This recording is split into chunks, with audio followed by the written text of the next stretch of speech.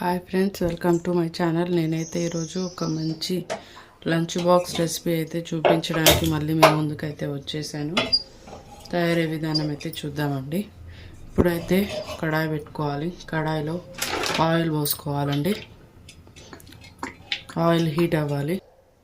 Oil అయితే heat అయిందండి. ఇప్పుడు దీంట్లోకి 3 గుడ్లు ఇట్లానే వేసేసుకోవాలి కొట్టి.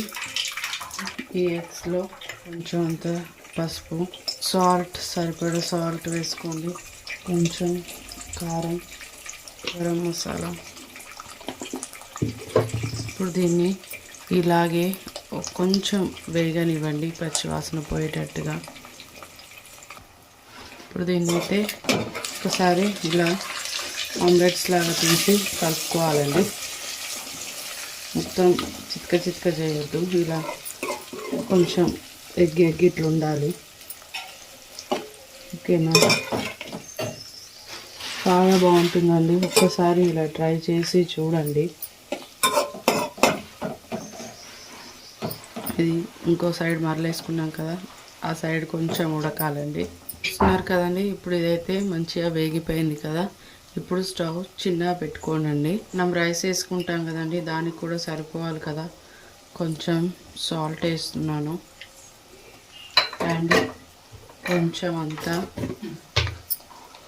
కారం వేస్తున్నానండి. ఎందుకంటే రైస్కి సప్ప అవుతుంది కదా, మనం ఎగ్కి సరిపడానే వేసుకున్నాం కదా, అందుకోసమని. కొంచెం ధనియా పౌడర్ అండి. ఒకసారి ఇది మిక్స్ చేసుకోవాలి. ఇలా ఎగ్ ఇలా చూస్తున్నారు కదండి, ఎలా పడుతున్నాయి. ఇదిగోండి, ఇలా మొత్తం చితుకు కాకుండా అలా ఉంచుకోవాలి ఎగ్గా. ఇప్పుడు దీంట్లోకి మనం ముందుగా చేసుకున్న రైస్ వేసుకుంటున్నానండి.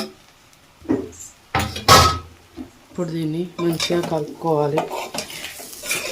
పిల్లలు అయితే చాలా ఇష్టంగా తింటారండి. ఒకసారి ఇలా ట్రై చేసి చూడండి, చాలా బాగుంటుంది. మొత్తం కలిసేటట్టుగా మంచిగా కలుపుకోండి, ఏడ ఉండలు లేకుండా. చూస్తున్నారు కదండి, రైస్ అయితే అయిపోయింది.